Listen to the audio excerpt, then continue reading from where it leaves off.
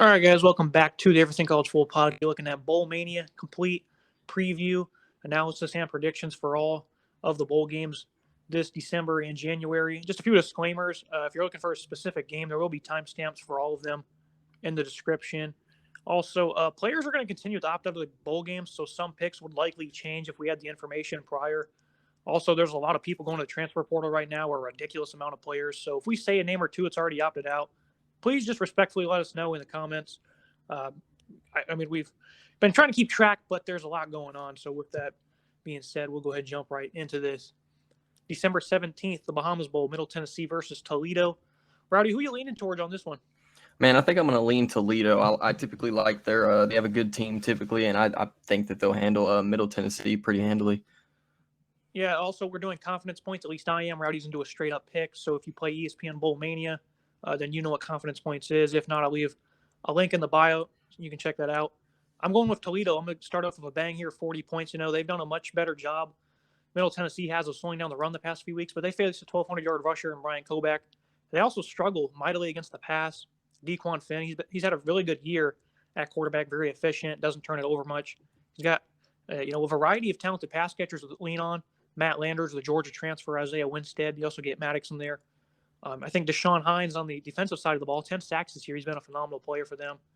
An incredibly one-dimensional Middle Tennessee offense, and their starting quarterback, Chase Cunningham's been hurt the last few weeks. That's not going to help them here. They do have some veteran playmakers in DQ Thomas, Reed Blankenship. They'll play hard, but I have Middle Tennessee not being able to keep up with Toledo in this one, 40 points on that one. Also on the 17th, right after, the Kier Bowl, Northern Illinois and Coastal Carolina. I think this is an interesting game. NIU, they went 0-6 last year, I believe it was. And now they're MAC champions, and they're in a bowl game. I'm going with Coastal Carolina in this one, 20 points. I think this Coastal defense has been less than stellar this year. And, they faced a strong running game. They're 14th in total defense. That doesn't tell the full story, though. I think they're going to kind of get abused on the ground. Jay Ducker, Harrison Whaley, a strong running game. It's going to give them issues. I don't think they're going to be able to dominate the clock like they did in the MAC title game, though. NIU, their defense is not great. They played a very good first half against Kent State in the MAC title game, but this is Coastal Carolina. Grayson McCall, he's had a great year. I would lean NIU on the spread, and that's why I'm only going 20 for Coastal Carolina because I think they could really beat up this defense, but I'm going to go with the Chanticleers. Rowdy, you on par with that, or you going with NIU? Yeah, I'm going with Coastal on this one. I really like their kind of not one-dimensional run attack. They use a couple backs. They have 3 guys over 500 yards, and Grayson McCall can get it done with his legs as well. So I'm going to go Coastal in this one. Yeah, I think this is an underrated matchup, NIU. Coming into the year, I was looking at that over-under win total of like 3.5, and I was like, that's 8-9 wins, so that obviously was a big miss. Great job by Thomas Hammock and NIU. December 18th, the first Saturday of bowl season. It's a loaded slate. Western Kentucky and App State, 11 a.m. This is a pretty interesting matchup in the Boca Raton Bowl. I'm going to lean Appalachian State, one whole confidence point. I love the WKU offense, Bailey Zappi. He's got 5,500 yards or something like that, well over 50 touchdowns. He's having a heck of a season. Zach Kitley, their offensive coordinator, is now gone, so that could be something to monitor. But him, Jarrett Stearns, these pass catchers, they're going to do their damage. Michael Tinsley is transferred, but I'm going with App State because WKU in the CUSA title game, Sincere McCormick absolutely dominated them on the ground. Cam Peoples, Nate Noel, it's one of the top running back duos in the nation.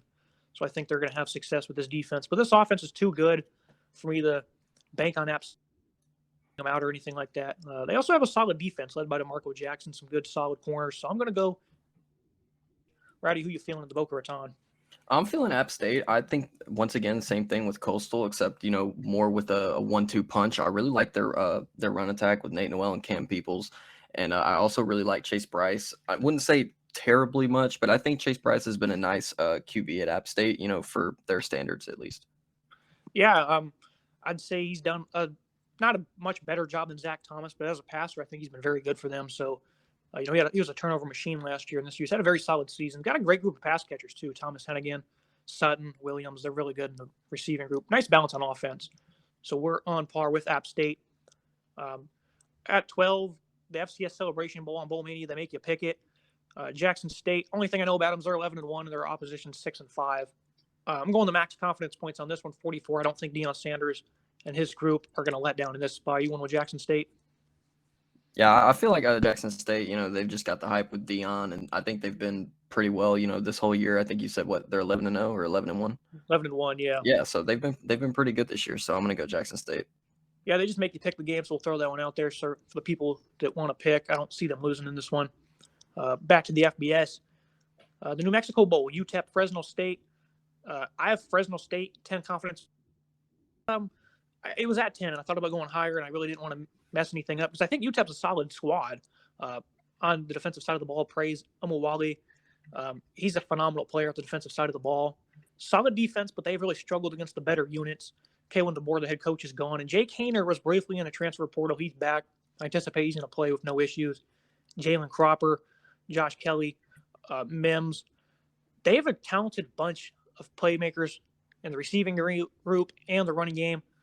I think Fresno State's going to get this one done, mainly because of their defensive line, though. I think Kevin Adkins, David Pearls, Aaron Mosby, these guys are phenomenal. I think minus 10.5, that was the line at least a few days ago. That's a little bit too much for me. I think UTEP could cover that, but I think Fresno will win. Yeah, I'm going with Fresno here, just for the kind of the sole fact that there's a guy from my hometown that plays football there. So I try to keep track of Fresno whenever I can. So I'm going to go with Fresno in this game. Yep, there you go. Yep.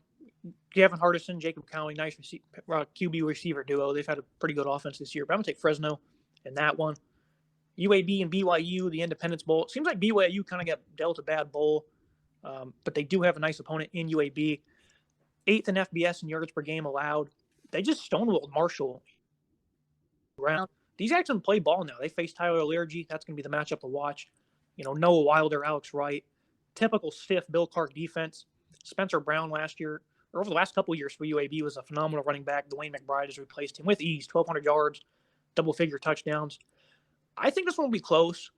BYU, they force a lot of turnovers. They're going to get a few here. I think Jaron Hall will make some plays with his legs to extend some drives.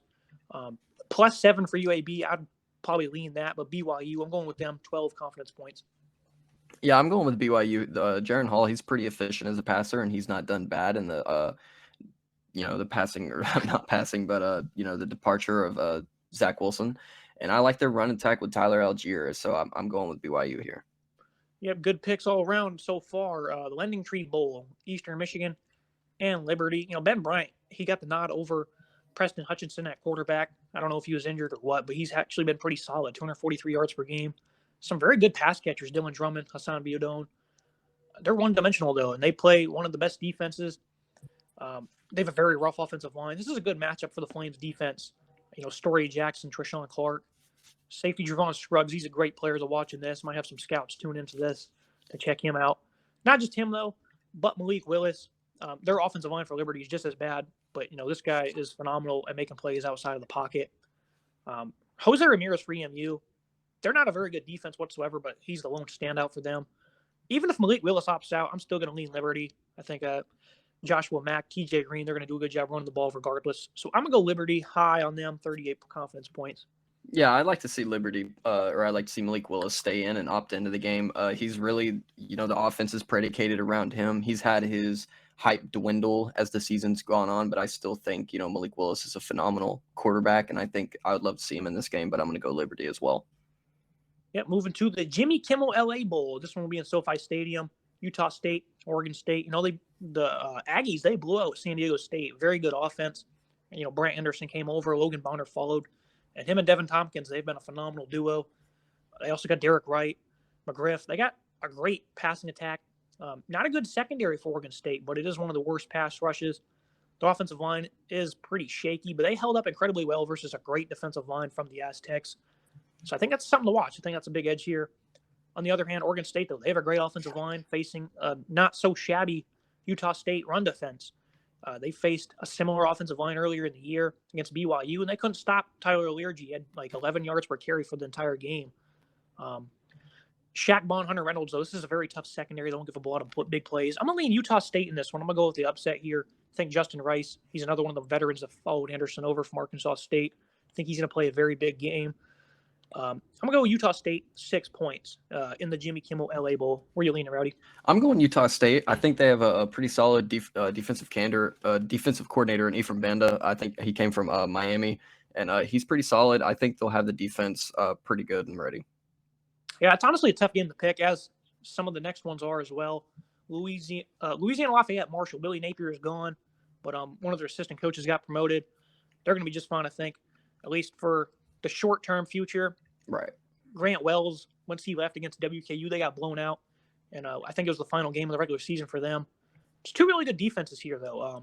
I think Marshall has the firepower on offense, great receivers, guys like Xavier Gaines, Corey Gamage. Even if Wells plays, I expect he will. Chauncey Manick, Blake Trahan, these guys are phenomenal players. Trahan's going to be playing on Sundays for Lafayette. It should be a home game for them, though. This one will be played in New Orleans. I think Chris Smith's going to have a pretty good game. This is a tough offensive line.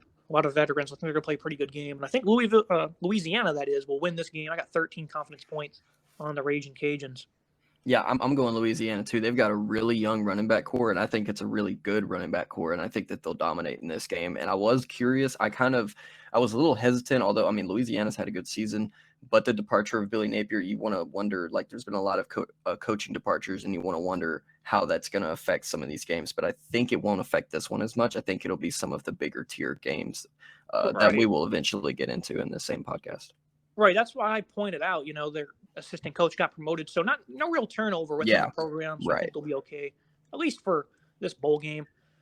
We get a day off, and then we move to Monday, December 20th, Old Dominion in Tulsa, the Myrtle Beach Bowl at 2:30.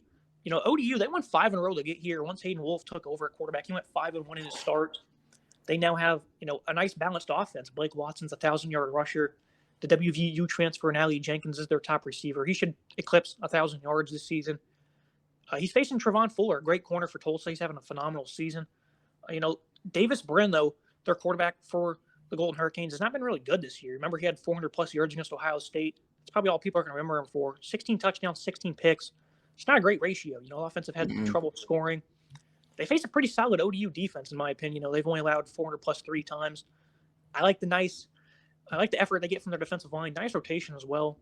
I think ODU, they're going to be excited to play in this game. They won 5 in a row to get here. I see them beating Tulsa. I got Old Dominion, 9 confidence points on that one. Are you leaning the Golden Hurricanes, or are you going to take ODU? I'm going Tulsa, and I guess what maybe you could kind of say is an upset. I don't really think Davis Brin, I'm on par with you about Davis Brin. He's not really been impressive. I mean, he's 16-16, and he's got a below 60% completion rating, so he's not really consistent there. I do like their running back, Shamari Brooks, and I think that he can get some burn here along with Anthony Watkins. So I'm going to go ahead and go Tulsa, and I guess maybe an upset. I wouldn't think Tulsa's favored in this game. They are, by 9.5. Some of these lines are interesting for bowl season. A lot of value on the slate, and Maury Brooks, great receiver. They also are great running back. That is, they have nice receivers as well. But Davis Brin's been a turnover machine, and this is a solid defense. And Bowl Mania's always got plenty of upsets. So I'm gonna go ODU in this one. Tuesday, December 21st, Kent State and Wyoming kick things off in Boise at the famous Idaho Potato Bowl. Xavier Valade, he's the leader for the Wyoming running game, 195 yards per game. Massive offensive line. I don't know if you've seen the size of this Wyoming front. I'll have to show it to you after the podcast. These guys are insane in size. Kent just got grinded down by a very similar NIU offense in the MAC title game. It's a good but inconsistent defense for Wyoming. They do have one of the nation's best linebackers in Chad Muma. They can't get into the backfield, though. But they are still pretty solid despite not being able to come up with a lot of tackles for loss. This might be home here for them. I don't know. Playing in Boise is 10 hours away, but it's definitely closer than it is to Kent, Ohio. Dustin Crum, he's got a strong running game to go with this nice passing attack. Marquez Cooper. I like the offense. Can they keep up? I think they can, but I think they're going to get dominated in the trenches. Isaiah Nair, 20 yards per catch for Wyoming. That play action is going to burn them. So I think Wyoming, 30 confidence points. That's a high mark for this game. But I think Wyoming, stylistically, they're just going to dominate this game, even though I'm a big fan of Dustin Crum. Yeah, I got to go Kent State and go with our guy Dustin Crum. I think he's had a pretty good year this year. His completion rating's a bit down, but he's a good leader, and this team really seems to rally around him. And he came back; he didn't have to. But I think him, Marquez Cooper, and Xavier Williams, they can kind of carry this team to a solid win over Wyoming. Yeah, they're pretty disappointing in that MAC title game. Next one we move to right after that. I think 2 straight good games on this Tuesday afternoon. Tropical Smoothie, Frisco Bowl, UTSA, San Diego State. This should be a really good matchup. A great defense for UTSA, or for SDSU, that is, but they really struggle when they play some of these more balanced attacks. You've seen it with Utah State. Fresno did it to them earlier in the year.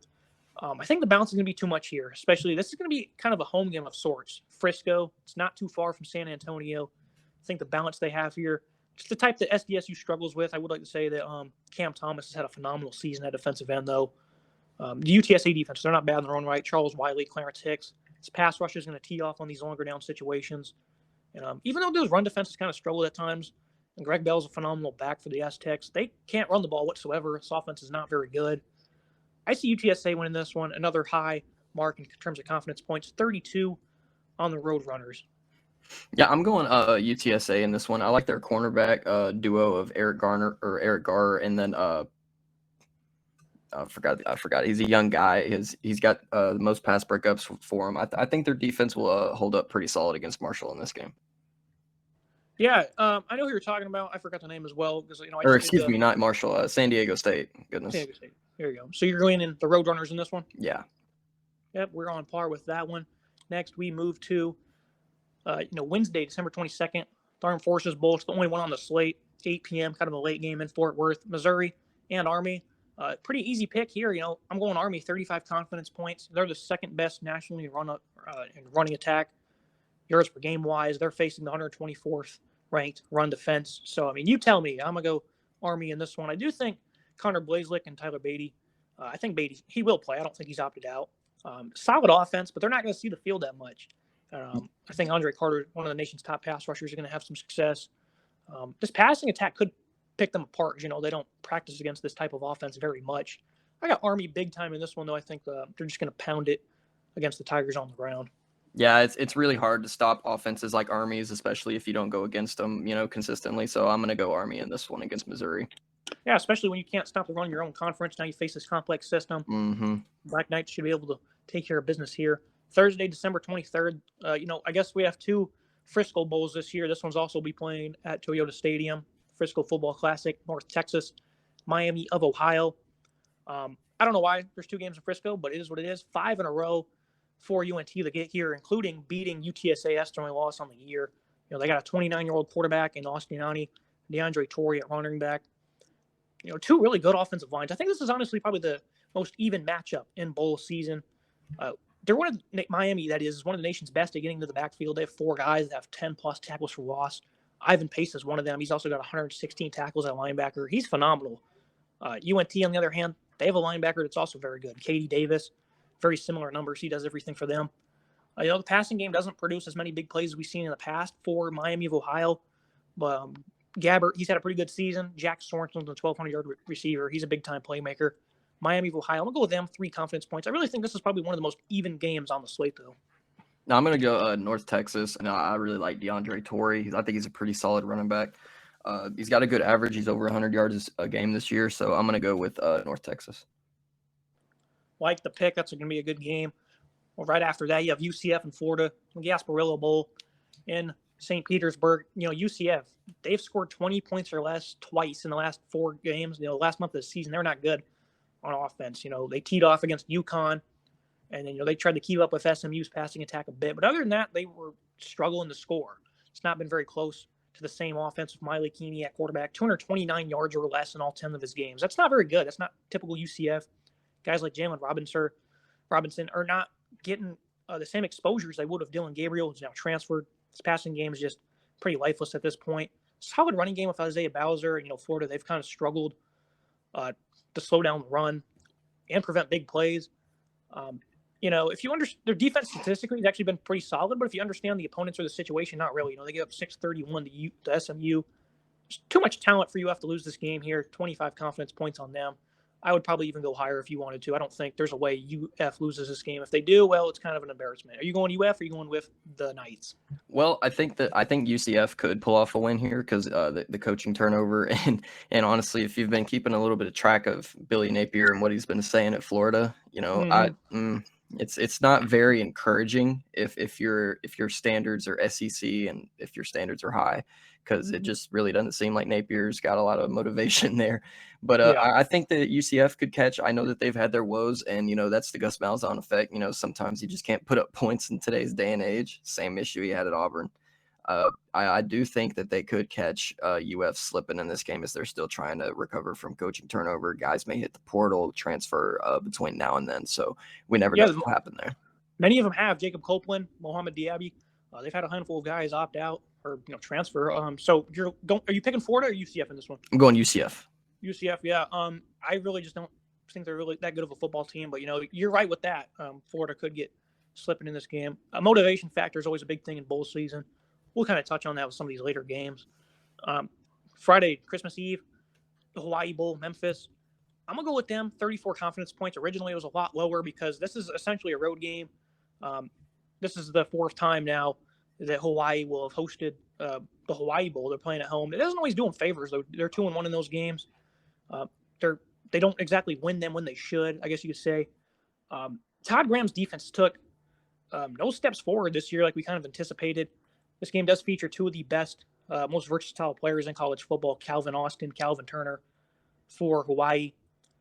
Another reason why I wanted to kind of lean Hawaii is because not just because they're at home, but Chevin Cordero, I ended up finding out that he's transferred as the leading running back for the Rainbow Warriors.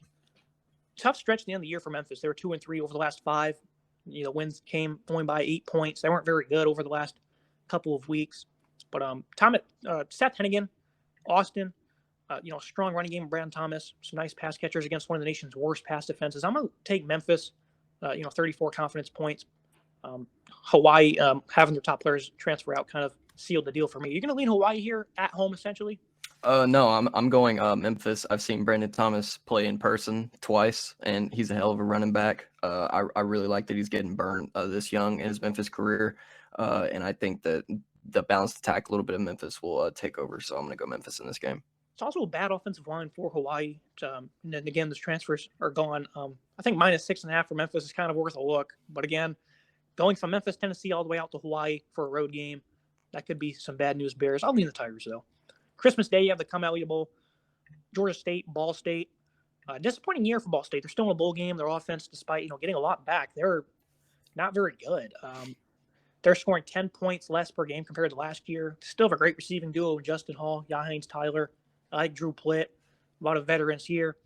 It's a solid pass rush for Georgia State, led by Blake Carroll. They face a really good offensive line, though. They've kind of struggled in the secondary. But guess what? Ball State, they struggle to slow down the run. They face a very strong running game led by Jameis Williams. That South Carolina transfer. 3 great runners. Grenier at quarterback. Greg as well at running back. Or Grenier, the quarterback, that is. 220 yards per game running for Georgia State. I'm going to lean Ball State, though. I think they've been really good on the road this year. This is essentially a road game for them. I'm going to lean Ball State with a veteran offense. 4 confidence points on that. Not very hot on it. Where are you leaning on this game on Christmas Day? I'm going to go Georgia State. I'm not very, confident with the pick, but I'm going to go Georgia State. I like Jameis Williams and Darren Granger. I think they'll be a nice they'll give fits in this game. Yeah, both teams have pretty favorable matchups. We'll just see who can get more stops in this one. Moving to Monday, December 27th, the Quick Lane Bowl. This is always a really good game, at least in my eyes. You get to play at Ford Field. West Michigan and Nevada. Jay Norvell is left. They've also had Cole Turner at tight end opt out. They had one of their starting receivers. He's transferred. Will Carson Strong play? I anticipate he will. It's a very good passing game, though. 4,100 yards, 350 yards per game almost. I think WMU, they're a very underrated team. They're 14th in total offense. Sky Moore, Caleb Ellaby, nice duo, QB the receiver-wise. They did have one of their top receivers transfer as well. Something to monitor there. They also run for 200-plus yards with Jefferson and Sean Tyler. They're third in time of possession. Only the service academies do better. Their defense is usually on the sideline. They've struggled against the run, but Nevada doesn't really do that. Ali Fayed, 11.5 sacks. He's one of 3 guys with double figures tackle for loss. I mean, the defensive production for Western Michigan is highly impressive for having the 4th fewest plays in FBS. These guys have been very impressive. Short drive to Detroit. The secondary has had some issues, but I think Western Michigan wins this one. 11 confidence points. I might even put some more on this. Might move it up as the days go on because I think Nevada here, with their coach leaving and some opt-outs, they're not going to be the same team. Where are you leaning here? As far as Carson Strong if he hasn't opted out, then I'm going to go Nevada. But if Carson Strong opts out, then I'm going to flip over to Western Michigan because I think Carson Strong's going to try and go out with a bang, and he's been stellar all year, just as he has been really the past 2 years. So I'm going to go Nevada in this one, despite the change. Yeah, Romeo Dubs, he does intend on playing. At least I haven't heard anything else that indicates he won't be playing. So we're different picks on that one. Should be a good game, though. Military Bowl right after that. Boston College, ECU, the Military Bowl. This offense. We'll start on the BC defense, actually. It's a really good secondary. Jeff Halfley did a great job. In the preseason, we kind of expected they would take a big jump. They have kind of struggled with health the last 2 games. They had a big COVID outbreak or some kind of illness outbreak for the Wake Forest game. They had like 20 players were out. They're now facing Holton Laris, Tyler Snead, C.J. Johnson. A very good passing attack. I'm taking ECU in this game, 5 confidence points. And the reason why is because ECU has a very feisty defense that forces turnovers. And the BC offense has just been flat out terrible. They were good to start the year with Phil Dracovic. He went down. They couldn't do anything. And they have not been able to do anything when he's got back. He's just struggled to get into rhythm since his return. This is an eye-popping number, right? Since September, they've only scored 23-plus points once, and that was on the Yellow Jackets. That's just pretty horrendous. Yeah, that's pretty pitiful. So I'm going to take ECU 5 points. I think this should be a pretty good game, though. Yeah, I've got Boston College, but my confidence isn't too high on them. I do think Marcus Valdez will be pretty solid in this game. He's been arguably their best edge rusher. But with Phil Jurkovich out, it really has been an entirely different offense. And I think good news for Boston College is that he's announced that he will be coming back for next year. So it is really big news for next year. But this game could lean either way. But I'm going to go Boston College. Yeah, I want to reiterate, even with Jurkovich back, he's really struggled with rhythm and just making good plays. So I'm going to take ECU. Should be a pretty good game, though. Moving to Tuesday, December 28th, we got 5 games on the slate. This is a pretty good one. This might be the best day for bowls, other than the playoff games, of course. Number 20, Houston faces off with Auburn in the Birmingham Bowl. Auburn, their offense, it's kind of struggled to TJ Finley, but, against Alabama, he was incredibly beat up. He couldn't even move. Should be healthy for this one. Good defense for Houston. They're exceptional on third down. A great rotation on their defensive line. They play very good up front. But, Cincinnati had its way with them on the ground. They've been very solid this year in stopping the run, but now they face Tank Bigsby, Jarquez Hunter, and they just gave up like 200 yards to Jerome Ford. So I think they're going to pound it very well. The biggest key for me, though, this Auburn defensive front is facing one of the nation's worst offensive lines. I think Derek Hall, T.D. Moultrie, E.K. Leota, name whoever you want. They got a tough defensive line with depth. I think they're going to have a big afternoon. Good chance to get some points here. So I'm going to go Auburn, 23 confidence points. Are you leaning the Cougars or are you taking the Tigers? I'm gonna go with the other big cats, the Cougars. I'm going with the Cougars. I think that Auburn's just been really anemic offensively all season, and Tank Bigsby's been one of their bright spots. But I have a lot of confidence in Tune at Houston, so I'm gonna go with Houston. Yeah, Clayton Tune. He's done a good job at battling back after 4 picks in the season opener. Right after that is the First Responder Bowl, Air Force in Louisville. Cunningham, he's a great playmaker for the Cards. But guess what? Kentucky just ran for 362 yards on them. They had like 6 touchdowns. Air Force is the nation's top running game. Brad Roberts is having a big year.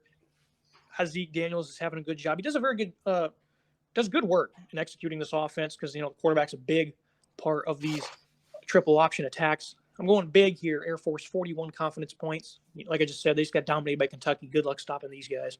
Yeah, that's a good pick. I'm going to go Louisville here. I think they've got an all right offense. I do think that the Air Force defense will give the Louisville offense fits, though.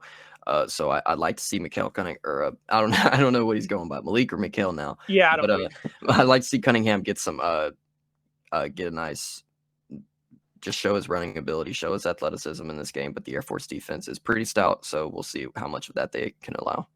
Yeah, I don't know about you. I just love watching these service academies in the bowl game because one thing about them, we don't know across college football which teams are going to be motivated to show up and whatnot. I guarantee all the service academies are always motivated to play these bowl games, so that's one thing that you should take note of. After that, we got the Liberty Bowl in Memphis, Mississippi State, and Texas Tech. Nice running back duo for the Red Raiders, Taj Brooks, Sad Roderick Thompson. They've struggled at quarterback kind of all year, though. I'm a big fan of this MSU defense. Their top player, that linebacker, Aaron Burrell, just opted out. Or he's transferring. Tyrus Wheat, though, he's a pretty good edge rusher. I think he's going to have a big game. MSU, they're good against the run regardless, though. They got nice corners, too. And Emmanuel Forbes, Martin Emerson. This passing game for MSU, they found their groove this year. Last year, they struggled big time. It's a complex system. Figured that was going to happen. Will Rogers, 370 yards per game. Malik Polk, Whaley, Dupervious Marks. It's too much for this struggling Texas Tech secondary to deal with. MSU, they're very good on third down too. And Texas Tech, they're not on defense very good on third down. I'm going, again, big points on this one, 42 on Mississippi State. I'm going to go Tech here. I think Donovan Smith, I don't know exactly if Columbia will be starting for Texas Tech. I can't remember if he was out for season or not, but I like Donovan Smith. I think he did pretty well against Baylor in their final game of the year. You know, they played him really close, and I think they'll try to use some of that motivation to finish out the year. I think the future. I'm going Tech. I think the future is very bright for Texas Tech, but in this game, bad matchup. I'm going to take them to get blown out. San Diego, the Holiday Bowl in San Diego this year at Petco Park, NC State and UCLA. The UCLA secondary, they've struggled immensely this year against the pass. I do like the pass coming off the edge, but Devin Leary's had a phenomenal season, 35-5, TD to INT ratio, 34. I don't think they have any shot of guarding Emeka Emezi or Devin Carter. They also got some pretty solid balance with the runners they have as well. I think they're going to stuff the Bruins running game. It's a tough defense led by Drake Thomas. It is in San Diego, so pretty close to the home for UCLA. But I'm going to take the Wolfpack. 29 confidence points on this one. I think Leary has a big day through the year. Yeah, Leary's been really good this year. And Dorian Thompson-Robinson on the flip side has had a better year, in contrast. But, he's still not really been the highly touted quarterback that everyone's seen. But I'm going to go UCLA here and kind of an upset over NC State. I think as an offense, they're pretty solid, but I think their defense it can get themselves into fits at times. And I think that the UCLA offense can overwhelm them. Yeah, if UCLA, if they don't get stonewalled in the trenches, like I think they will running the ball, and they probably will win this game. But I think NC State, they're going to come out and play very good on both sides of the ball. Capping off the night, guaranteed rate bowl, West Virginia and Minnesota. Back-to-back games in baseball parks. This one's at Chase Field. I'm going to go Minnesota, 14 points. I think this run defense has been very good this season for WVU. They play a big, strong, and nasty senior offensive line. They're going to look to go out with a bang. I think Akeem Mesidor, Dante Stills, they'll be up for the challenge of slowing down the run. So they won't get dominated. I think they'll do just enough, though, to control the field position. I think they're going to slow down Letty Brown. First, a turnover or two, that's going to be the key for whichever team. Boy Mafai off the edge, he's an NFL draft prospect, so plenty of reason to watch if you're a scout.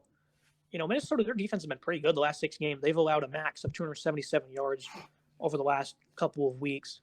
Jack Gibbons, remember the South Dakota transfer, he's been big for them at linebacker. I think this defense is going to play tough. They're going to play hard. And again, I think they will win the field position battle. Golden Gophers, 14 points. Where are you leaning? I'm going to go Minnesota. I do think you could maybe lean West Virginia in terms of having a better offense. I like Letty Brown. He's a really good, arguably one of the best running backs in the Big 12, possibly behind Bijan Robinson. But I'm going to go ahead and go Minnesota here. I think their defense is really solid, and they have one of the better offensive lines in football. Phenomenal offensive line. It sucks that their lead runner, Mohammed, he was out for the year after the big game against Ohio State. Mm-hmm. I picked him to be Heisman finalist. He was probably well on his way to do so. What could have been moving to Wednesday, December 29th. SMU and Virginia face off in the No Defense Bowl. It's actually the Fenway Bowl in Boston, but I don't expect much defense here. SMU, they actually have a bit of a solid unit, especially up front. Welliston, Chapman. They have a respectable defensive line in my eyes. For Virginia, they have no pass rush whatsoever. Joey Blunt, Noah Taylor. Only respectable thing really about this defense is they got 2 playmakers like that. I'm going to take SMU 16. This is going to come down to Tanner Mordecai and Brennan Armstrong. Danny Gray and Reggie Robertson, they've both opted out for SMU. That's something to watch here. But I'm not really too concerned. I think the 2 running backs are Trey Sayers and then the other guy, I forget his name all of a sudden. They have 2 great running backs, though. SMU, I think they're going to be able to have some nice balance in this one. And outlast Brandon Armstrong. Who are you leaning? I think it's a really good quarterback duel in this game. Brennan Armstrong is certainly, he can let it rip just as good well as anybody. Same with Tanner Mordecai. But I'm going to go SMU in the said No Defense Bowl. Yep. USC's Bentley. That was the other running back. I thought of it. So for what it's worth. Pinstripe Bowl right after that. Again, back-to-back games with MLB ballparks involved. I don't know about you, but I enjoy watching these games in ballparks. I don't know. It's just pretty cool to see. Yeah, it's unique. Maryland, Virginia Tech. The new era Pinstripe Bowl it is. This is typically a really good game over the last couple of years. VT, they've been playing better down the stretch. I think the secondary, Dorian Strong, Jermaine Waller, I think they're going to look to close out the year strong. So that's why I'm taking VT. Only 2 confidence points. I think it can go either way. The biggest problem for them is Deontay Demas. He only played in 5 games this year. He's still the second leading receiver on the team. They've not gotten great production out of anyone other than Rakeem Jarrett. Amari Barno, he did declare for the draft. Both leading receivers are out. Trey Turner might play for VT. I don't know. This is kind of a tough game to pick. I'm going to lean the Hokies, but who are you thinking in this game? Originally, in what I sent you, I have Maryland, but I'm going to go ahead and actually flip my pick to Virginia Tech and give the ACC a little bit more love. I think Braxton Burmeister will have a pretty solid game. He's been okay this year. I mean, Virginia Tech hasn't been all that, but Raheem Blackshear and Trey Turner are two guys that you really got to watch for. Virginia Tech, any game, anytime they can step on the field and they'll light it up. So I like the matchup. Yeah, I like Blackshear, but again, I think the matchup for me is Connor Strong, Waller. This is a tough secondary. I think they're going to look to close out the year strong against a pretty nifty passing attack. I'm going to take the Hokies. I think this one will be one of the better games of Bowl Mania, though. The Cheez-It Bowl, Clemson and Iowa State. Oh, man, this is going to be a good one in Orlando. Venables, he's now gone, as is Tony Elliott. Mm-hmm. Keep an eye on the opt-outs for Clemson. I don't think they have very many that are really pro-eligible, but, who knows? You could be shocked by some guys who didn't expect to transfer out because they have had a few guys already decide to head elsewhere. Defense has been very strong still, especially on the interior after getting Tyler Davis back. What's funny about these teams, they're both 55th in turnover margin. It's a very close game. With Clemson, they have not lost in a while. They just blew out their rival third. Iowa State, all their losses this year seem to come by one score. The defense has been very inconsistent, but Clemson doesn't have a daunting offense whatsoever. I think the seniors like Mike Rose, Jake Hummel, I think some of the juniors they're playing their last game like Brees Hall, Will McDonald, they're going to play hard and squeak this one out. Again, watch the opt-outs really on both sides. I'm going to take Iowa State, though, 8 confidence points in Orlando. I'm going to go Clemson with this one. I think that Iowa State clearly has the better offense in this, I'd say, but I do think it's Clemson's defense that will win them this game, as I think it's really been their defense that's been the reason they have 9 wins this year. Wasn't this the game Brendan Presley went off last year for Oklahoma State? Yes. As a matter of fact, it was. Brendan Presley had a hell of a game against Miami last year. Yep, that was a fun one. We should be in store for another one here on the 29th of December. Oregon and Oklahoma cap off the night. Coach left us bowl pretty much. Yes, my coach left me bowl. Correct. Yeah, it's really called the Alamo Bowl, but we'll go ahead and let that joke sit for a bit. They've been outclassed physically. I don't think they want to show up and play this game whatsoever. I'm taking Oklahoma, 37 confidence points. Physical-wise, they just got blown out by Utah twice. Cristobal's now gone. So is all the coordinators. I just don't think they really care to play in this game one bit. Bob Stoops, he loves his school. I'm not saying Oklahoma cares one bit either, but I think with Bob Stoops being the coach, they're going to be just a tad bit more motivated than Oregon. I think Caleb Williams is going to want to show out and have a big game to close out the year. Perrion Winfrey has opted out. Isaiah Thomas, Nick Coe, those guys should definitely play. Maybe Benito will as well. I think the defensive line is going to play hard. Oklahoma, I see them. No issues here. I just don't think Oregon cares one bit to be here. Yeah, I know. I think Oregon and Oklahoma are really in the same boat. I think Oklahoma may have been more affected by transfers than Oregon. I haven't seen too much of Oregon. Granted, Oklahoma was a lot more. It happened first, so Oregon hasn't really had time for the attrition to fully set in yet. But I'm going Oklahoma. Not very confident on it, although I do think I'm on full agreement with you. Oregon has really had issues with their physicality just this year, and specifically against Utah. I mean, they just got demolished twice by the same team. Which was kind of shocking. We'll lose the Rose Bowl in a minute, but they dominated Ohio State, and then Utah dominated them in the trenches. Mm-hmm. So it's pretty wild. But DJ James, the starting corner for Oregon, did just transfer out. That's the only one that I really saw so far. But, I don't think either of these teams care. But Oklahoma, I think they care a little bit more. I think their fans will flock down to San Antonio. I think the team will be trying to play for something to prove. The guys that are still there are going to be playing, a little bit. They're going to be playing pissed off that their coach left because, he did kind of leave them in, I'd say, a scumbag manner. So yeah, that's for sure. This one will be in San Antonio. I was at the Pac-12 title game in Vegas. There was no Oregon fans at all, so they're definitely not going to come to Texas. So I think Oklahoma, there's no reason they don't win this one by at least, 2 touchdowns. I think, it's going to be a blowout, but who knows? Looking at Thursday, December 30th, North Carolina and South Carolina. The Duke's Mayo Bowl, Sam Howell's likely going to end his career where it started. You remember they played, against the same team too. His first career game came against South Carolina, made a name for himself. It's likely going to be his final game. Same stadium versus the same team. The offensive line has struggled big time for UNC. Face a tough defensive line, Kingsley, Egbari.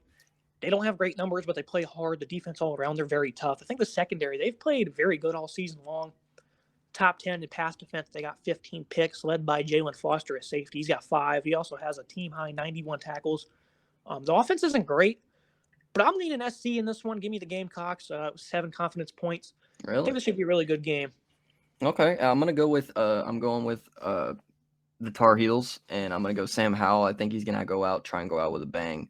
I really like Ty Chandler, and Sam Howell's been using his legs a lot more this year, so I'm looking forward to seeing him.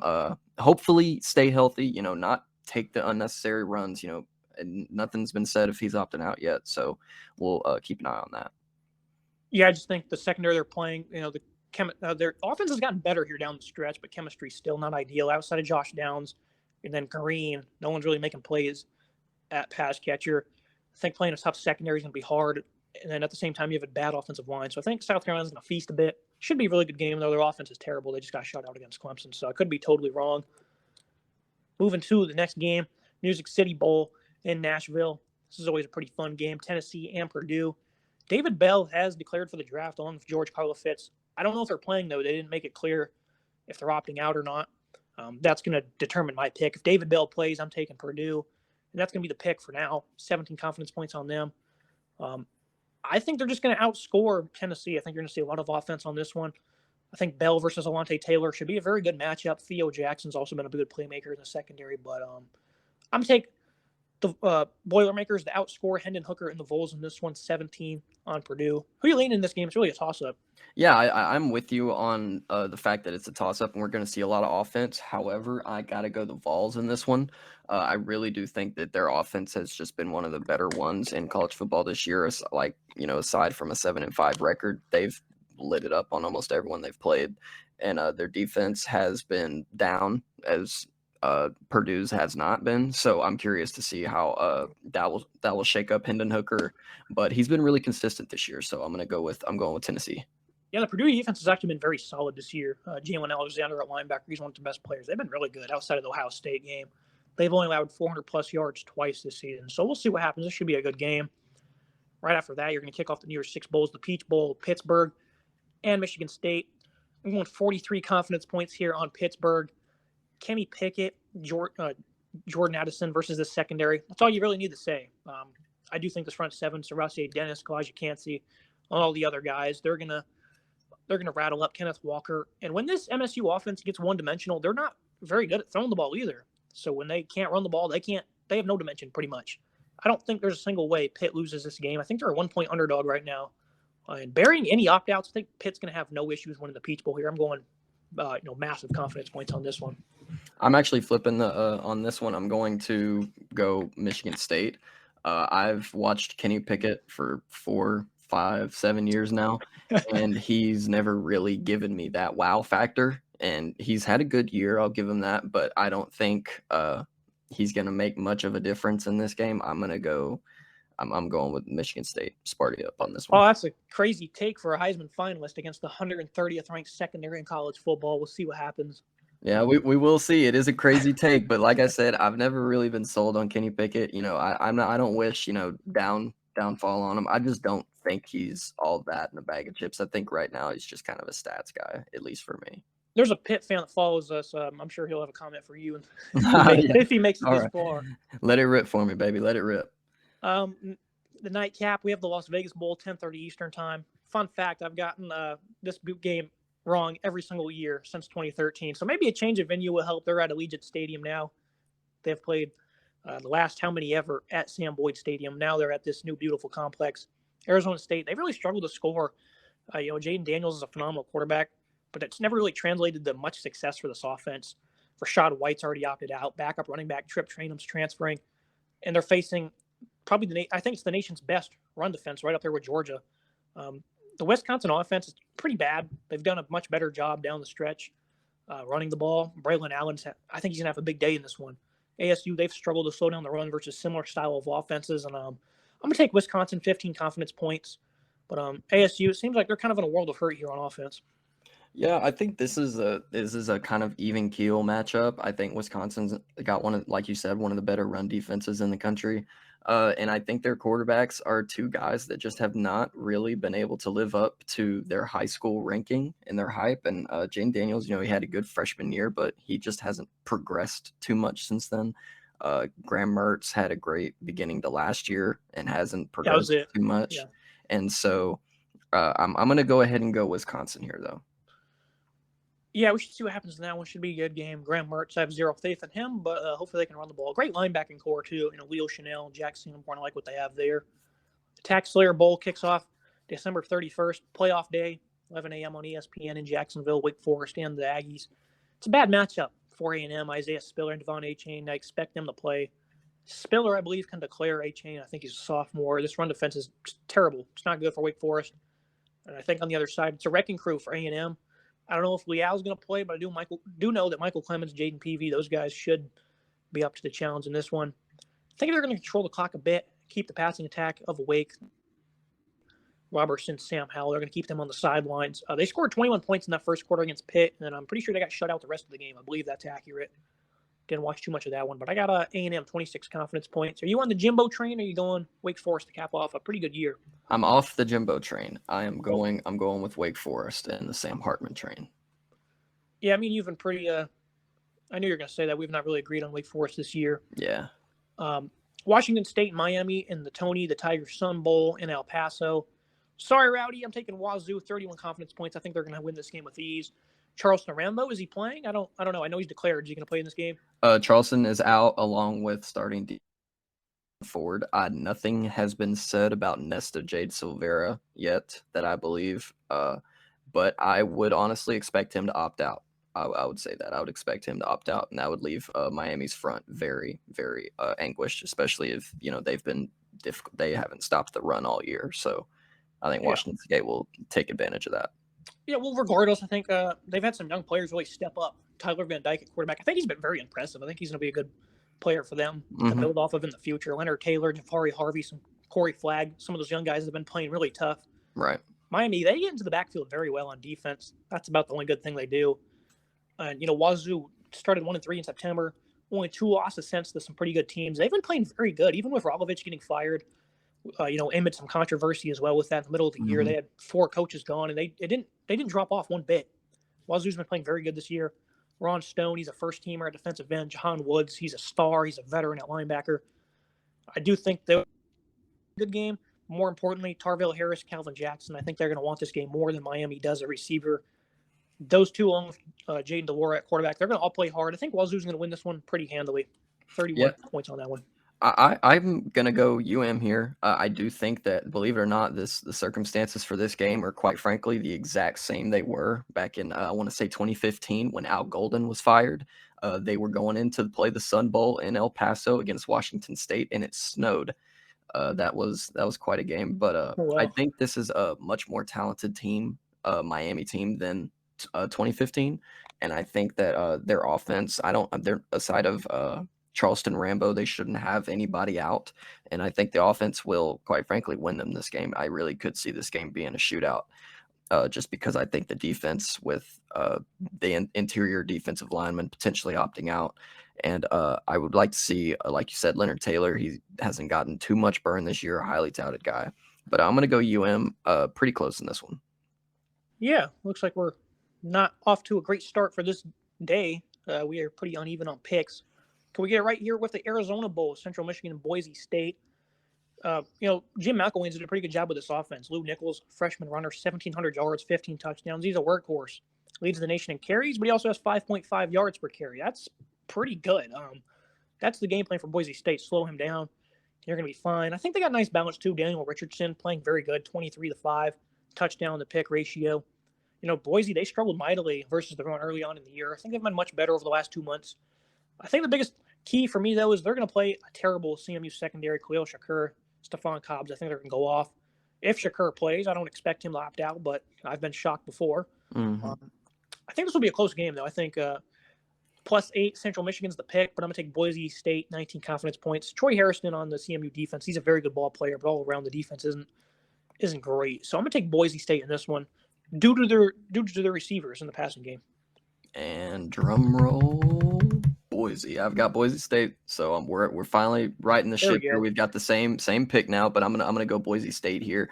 I've always liked Hank Bachmeier, and I don't think it's really hard to dislike. I think it's hard to dislike Hank Bachmeier whenever you see him in Zoom in Zoom class right before a game and all dressed out just in Zoom class, During a weather delay, yeah. Yeah, guys got that swagger. So no, I like Boise State in this game. I think he's been kind of a gunslinger this year, so I'm gonna go Boise State. Yep, and now we move to the long-awaited predictions for the semifinal games. We'll spend a little bit more time on these ones, Cincinnati and Alabama. I really think Cincinnati can win this game. I do have individual previews for both of these games on the channel if you'd like to go to that for the more in-depth. I do think the Bearcats can win this game. The defense is great. They've only allowed 400-plus yards twice over the last 23 games, I believe it is. One of those was to Georgia, and then Tulsa did it to them earlier in the year. This secondary, the defense as a whole, really, they force a lot of turnovers.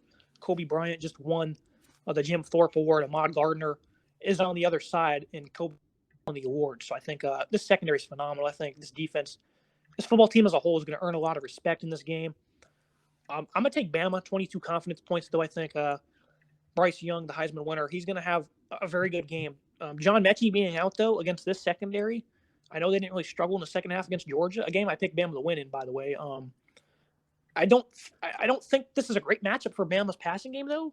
I do think they're going to make more plays. Nick Saban has 30-some days to prepare. I'm going to take them to win this game in a close one. I really think Cincinnati can win this game, though. Regardless, I almost guarantee they're going to earn the respect in this ball game. How are you feeling on this? You feeling a Bama blowout, or are you going with the upset? I wouldn't go with a blowout, I'd say, but man, it's so hard to pick against.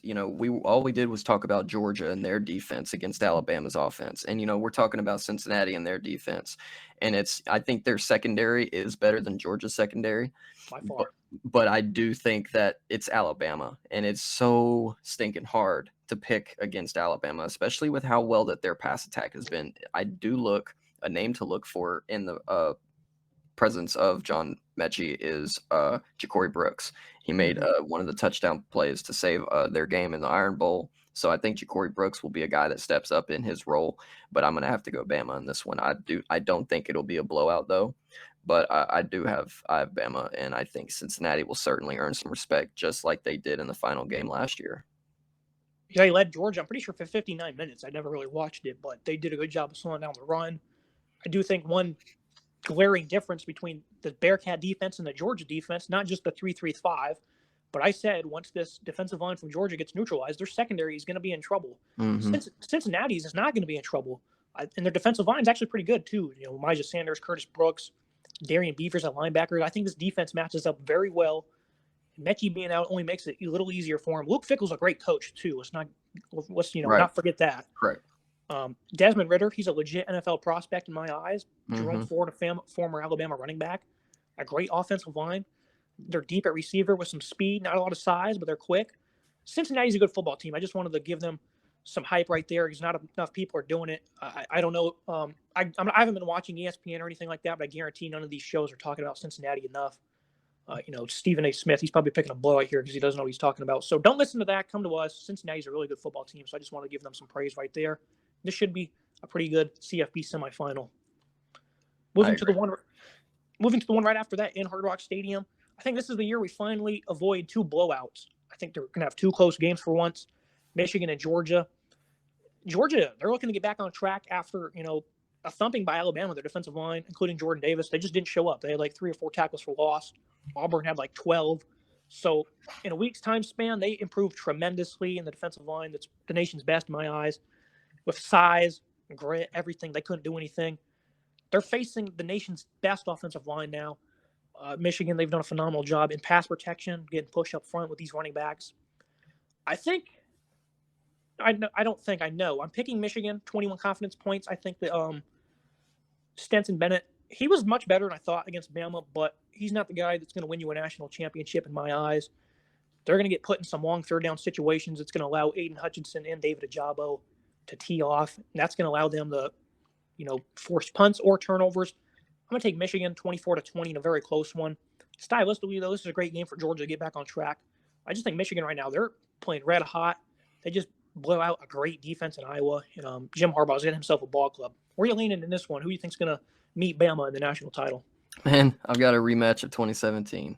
I'm going to go with Georgia in this one. I think they're going to be a little pressed about their loss to – I still try to figure out, I do think Georgia brought their A game against Alabama, but you wonder how much did they really put into it, because I think they were the only team that could lose that game and get in. to the playoff. Not a lot of teams could lose their championship game and still stay in the playoff. And I think Georgia could have maybe looked at that route and still kind of schemed up for playoff. I don't know. I would think that's kind of dumb, so I'm going to throw that out the window. But I do have Georgia in this one. I think that they're going to right the ship against Michigan, although I do think it will be a close one. And I look forward to seeing Michigan in the playoff and seeing them try to earn a little bit more respect, because I think that there's a lot of people still sleeping on Michigan and Harbaugh. Yeah, I do think that logic you tried to apply, that they're still in the playoffs. I don't agree with it, because Kirby Smart has that monkey on his back, kind of like Jim did with Ohio State. Can you beat Bama? I just think they got flat out outplayed, outcoached, all of it. So Georgia, I think this is a great game for them to bounce back. I think they will, but I'm gonna take Michigan. This is just too good of a ball club for Jim Harbaugh and crew. So I'm gonna lean them. This should be a close game. If it's a blowout, then college football is clearly a mess. But I think this should be a 4-quarter, 60-minute brawl. New Year's Day, the Outback Bowl, Penn State and Arkansas, both receivers, and Treylon Burks. And I believe Jahan Dotson has opted out. I do think he's declared for the draft. Has he not? I don't know. Treylon Burks, he's a main core of their offense. Penn State does a good job against the run. Guys like Arnold Ebiketie. I like what they have on the interior as well. Ellis Brooks at linebacker. I think they're just going to slow down the Arkansas run. They're going to beat them from a physicality standpoint, even though their offensive line is not very good for the Nittany Lions. They can't run the ball. Parker Washington's going to have to step up. But Sean Clifford's really a gamer. He plays with a lot of grit. I got 27 confidence points here on Penn State. I just think they're going to play a good game on defense. And they'll do enough on offense to get by in Tampa. Yeah, I'm going to go with the Hogs here. I think that Treylon Burks opting out is a really big issue, and I think that quite could possibly change the landscape of this Arkansas offense, because if you look, they don't have another guy over 25 catches. The Treylon Burks has 66, and they don't have another guy they only have one guy over 300, and it's at 305 in terms of receiving yards. So I think that KJ Jefferson's going to have to look around a little bit more. I don't know if we'll see him throw it as much, or if we'll see more of a ground game attack from Arkansas on this one. But I got a little confidence on the Piggies, so I'm going to go Arkansas on this one. Yeah, Tyson Morris, Davion Warren, those guys are going to have to step up a receiver. Being played an hour after this one, 1 p.m. in Glendale, Oklahoma State, Notre Dame. The Cowboys looking to get that sour taste out of their mouth without Jim Knowles. I'm still going to take Oklahoma State in this one. Notre Dame, their offensive line has gotten much better as the season's progressed, but now they're playing a phenomenal defensive line led by Colin Oliver, Brock Martin. I think the seniors, guys like Harvey Pell, Malcolm Rodriguez, these guys are going to play very hard on the defensive side of the ball. Notre Dame, Kyle Hamilton, Kyron Williams have also opted out. I'm going to take the Pokes to win this one, even though they're coming off a disappointing effort against Baylor in the Big 12 title game. They're probably, I think they're going to beat Notre Dame and get that sour taste out of their mouth. Finish off a pretty good year for the Pokes. Yeah, I'm probably the number one fan of Spencer Sanders on the Spencer Sanders hype train. So being there in Arlington against Baylor was really tough. But I'm still going to go with the Pokes here. I'm not going to say Spencer's going to play a perfect game, but I do think the game will be predicated around his play. If he gets himself in turnover trouble, I do think that Notre Dame, unlike Baylor did get points off turnovers, which is something they didn't do in their first matchup earlier this season. But Oklahoma too. And I think if Notre Dame does capitalize off the turnovers, then I think OSU doesn't really stand a chance, because Spencer just can't get in turnover issues. But in terms of opt-outs, I don't think we've had any opt-outs for OSU. So OSU's looking to be fully loaded, maybe fully healthy. They might have Trey Sterling play a little bit more if he can get past the hand injury in the secondary. So if he does that, that would be really good. But I like Jack Cohn too. I think Jack Cohn will have a solid game against the secondary, but it's a good test for both teams. Yeah, it's been a solid passing game. I do want to say this defense has been very good. JT Bertrand, Isaiah Foskey, very good defense. These guys have been playing very well this year. But on the offensive line, they have progressed, but it's still a one-dimensional offense. I think Oklahoma State's going to kind of tee off on that. A one-dimensional passing game against, a five-man secondary of veterans. It's not going to bode well. I do like Michael Mayer, Kevin Austin. Do you think that Notre Dame's going to come out and really motivated to play for Marcus Freeman, or do you think they'll come out a little bit lackluster because of losing Brian Kelly? Well, Brian Kelly didn't really handle that very well. I think they're very motivated. They're going to come out and play for Freeman. That's how I see it. That's Yeah, how I that's the see it. I guy. really think Freeman energized. Like I was happy for Notre Dame. I was, and I'm not a Notre Dame fan. I was really happy for Notre Dame. That really looked like they had a new energy in there. You know, Kelly's been a brash guy. I don't know. I feel like Freeman could relate to the players a little bit more. But Yeah. I really like the hire there, hiring from within. The players seem to love it, so that's Yes, why they do. I'm kind of skeptical of OSU in this game because you want to wonder if are they going to get that sour taste out of their mouth, or are they going to get punched in the face again and have to have more blood to deal with? You know, so I'd like to see OSU get past the loss of Knowles, get past the loss of the Big 12, but I do think Notre Dame is not going to come in here and lay down. I'm looking forward to seeing Notre Dame play. This should be a great game. Like you said, I think both teams will be motivated, so this should be a really good one. I agree. At the same time, Iowa and Kentucky. A quick pick here. Iowa, they cannot score against anybody. They played Colorado State, couldn't score on them. Kent State, they couldn't score on them. Now their top player is gone. And Tyler Goodson, Tyrone Tracy, one of their top receivers, also opted out. Tyler Linderbaum, he might opt out too. I'm taking 39 confidence points. Heavy hitter here on Kentucky. They have a pretty solid defense. Iowa, they have a great defense too. I love their secondary, but their offense is just going to get too many 3-and-outs, too many turnovers forced on them. Whatever way you want to put it, I don't see Iowa winning this game any way at all. I got big confidence on Kentucky. I'm going to go ahead and go Iowa. Oh, I think you can go either way. I think Iowa's Tyler Goodson hasn't opted out, I don't believe. yeah, yes, He has? Yeah. Okay, well then, yeah, I'm flipping my pick. Yeah. I'm flipping my Like they pick. have no reassurance on offense whatsoever with him out. They've not been good at all this year, so that's no way they win this game in my eyes. Yeah, I think it's safe to go Kentucky then, I'd say. Unless Will Levis throws the game away, which I don't think he will. That's the only chance for Iowa. After the nice 1 p.m. slate, right after that Fiesta Bowl, you got the granddaddy of them all, the Rose Bowl, Utah, Ohio State. I love this Ohio State offense. Again, it's a game you should watch for opt-outs where Wilson and Olave play. I think Olave will. He came back for his senior season for a reason. It's also the Rose Bowl. I don't think anyone's going to opt out. If you do, well, that's just sad. You shouldn't Rose Bowl whatsoever. Ohio State, they've struggled with physicality early in the year against Oregon. They got dominated. I alluded to it earlier. They got dominated, and then Utah flipped around and dominated them. Ohio State, they just got steamrolled by Michigan. They gave up 5 straight 70-yard drives. They could not slow down the run. They now face this very physical offensive line. Tavion Thomas, Micah Bernard, great group of running backs. Cameron Rising is really good with his legs. They don't have a great downfield passing attack, but that doesn't matter. I think they're going to win in the trenches. They're going to keep the Ohio State offense on the sideline. 33 confidence points on Utah. I think they're going to be highly motivated. Devin Lloyd, he's also the nation's top linebacker in my eyes, right, with Nakobe Dean. They're going to be much more motivated than Ohio State. I'm sure Ryan Day will have his guys ready for the Rose Bowl. But Kyle Whittingham, these guys are incredibly excited. There's no team that's more happy to be in a specific bowl game than Utah is. I think they're going to win this game pretty handily. I think it'll be close, but in terms of being able to slow down the run, Ohio State, they're not capable at all. So I think Utah is going to dominate and they're going to win this game. Yeah, I really like OSU here. I'm going to go with them. I think that Utah could beat OSU if they just sustain long drives. That's how it seemed like Michigan did it, and it seemed like that's how they beat Oregon. They just sustained long drives. Cameron Rising really kept that game alive with his athletic ability. So I think it'll be a fun game, and like you said, Utah's going to come out really motivated. I see no different for OSU, but I'm going to go Ohio State here. Yeah, I totally understand that their offense is great. It sucks they couldn't have accomplished more. I'm a big fan of C.J. Stroud. I had money on the Heisman for him. He had a big-time season. I think all their pass catchers will play. But I just think time of possession is going to be a big thing here. And, again, the motivation factor. Utah, they're incredibly motivated and happy to be here.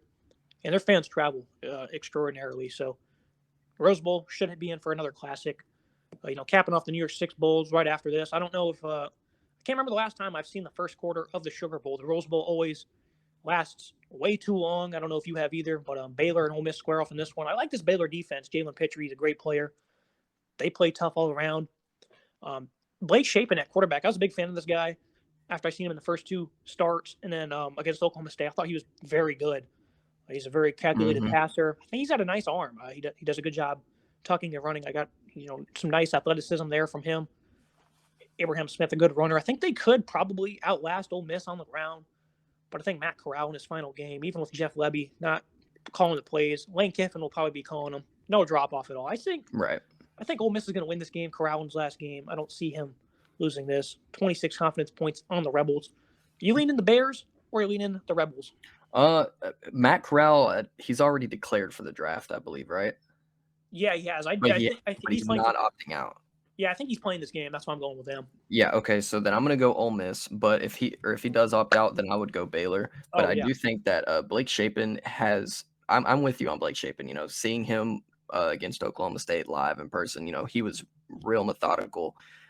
Played really well. He had kind of he struggled in the second half, but the Oklahoma, I'd say that's really a attribution to the Oklahoma State defense making adjustments. But Blake Shapen, he's been really consistent in his 2 games that he's played, so I would not count out Baylor in this game, especially with their run attack. And their defense. Yeah, I think this should be a really good game. I like the New Year's Six Bowls this year. We got some nice matchups, different from years past too. So right. That'll be the last some new names, or not new names, but newer. New you know, it's nice to see Ole Miss and Baylor back in these games. And Utah for the first time. Yeah, very nice play we have. The final actual bowl game, the national championship will be the real final game, but the actual in terms of bowls, LSU and Kansas State. LSU, they've had a lot of guys transfer out here in the Texas Bowl, January 4th. Max Johnson transferred out. Like Garrett Nussmeier, I think the future is pretty bright there. They've also had a lot of receivers opt out, or transfer, that is. Damone Clark at linebackers had a phenomenal year. But I think the opt-outs will continue for LSU. Terrion Davis-Price, I think he'll play this game, but I'm going, high confidence points, 34, I believe. I got on Kansas State. Deuce Vaughn, I think he's going to have a pretty good game. And I think he's just going to get out coached. I don't think LSU cares to be in a bowl game. The stench from that, kind of emotional last win for Coach O, it's going to be worn off. It's going to be like over a month since they've last played. Again, another team I don't really think cares to be here in a bowl game. Kansas State in this one, I think they're going to win this one pretty handily. Yeah, I actually originally had LSU, but this is another pick that I will be flipping towards Kansas State. I think that I don't know if Skylar Thompson will be playing in this one or if it'll be Will Howard, but I think that this team is going to be pretty solid. Kansas State, they've got an all right defense, and I think Deuce Vaughn is going to run all over an LSU defense that hasn't really, produced much all year. So maybe if they played this one on December 18th, they would have cared a little bit more, but January 4th, I don't see them really caring much whatsoever. And then the final pick we have here, Monday, January 10th, CFP National Championship game. We will do our preview on this once the game is set, but I have Alabama versus Michigan. You have the rematch from the SEC title game. My national champion is the Wolverines. I think this is a really great pass rush. They have 2 first-round picks. They have the nation's best offensive line. I just like this football team top to bottom. I think they're going to win regardless of who they play. We won't dive too much into it since it's, projected matchups. It'd be kind of a waste of time. I'm going to go Michigan as the national champion. Who are you picking? I'm going to go Georgia. I think they could get the second say over Alabama in the national championship, especially if something shakes up to where they play JT Daniels. Yeah, so. I think I made a prediction in the SEC title game we'd finally see JT Daniels. That'd be the game Bennett got benched. We didn't quite get there, but I think Daniels has to play for them to. I don't see Georgia winning a national championship without JT Daniels. That is my opinion. I think Stetson's good. He's a game manager. He's game managing. Good. I think he's an above-average game manager. I've been saying it all year like that. In the first half, he was very good against Bama. I thought he played a very good first half, but when they're one-dimensional, that's not the spot you want to be in with Bennett. So I'm going to go with Michigan. We'll see what happens with the playoff games. I think we got good games on tap for the entirety of Bowl Mania. I did pick Alabama to win the Natty in the preseason, so maybe I'll be right. Who knows? That's going to wrap it up for today's episode. Do you have anything else you'd like to add, Rowdy? What's the most excited? What game are you most excited for other than the New Year's Six? That's a really good question. I have to say I'm really looking forward to I don't know, man. There's a lot of good matchups. I'd say Houston and Auburn. I'd say Houston and Auburn. It's not a great matchup, but I'm going to be tuned into Auburn with one of my buddies who will be in town, so we'll be watching that game. But I'm looking forward to seeing Houston and Auburn. That'll be a good game. Yeah, I love the city of Nashville. I think it's a great place. I've ever been. No, but it looks phenomenal. The Music City Bowl is always pretty cool. I think Tennessee Purdue is going to be a very underrated game. I agree. That'd be my second choice right there, honestly. Yeah. If Dave Bill plays, if he doesn't, then well, whatever. But I think we got really great matchups, including the playoffs. That's going to be it for this episode, guys. There will be timestamps below. You already made it this far, so I guess you don't need them. So forget that. that'll be the episode, guys. Appreciate you tuning in. Thanks for having me, Dalton. Appreciate yes, it. Yes, sir. Of course. Everybody, subscribe, leave a comment, like. See you next time.